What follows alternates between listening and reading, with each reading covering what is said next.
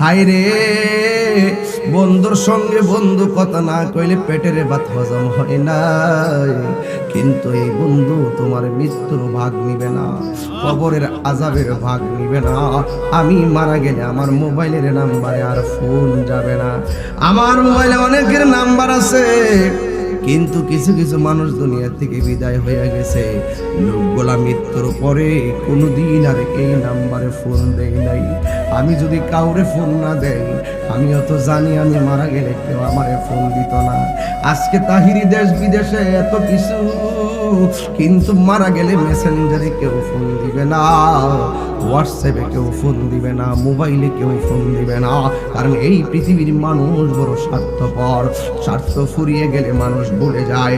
এই জন্য পুরে কেন আমি নামাজের কথা বলছি? একটা কারণে, এই নামাজ আধার করে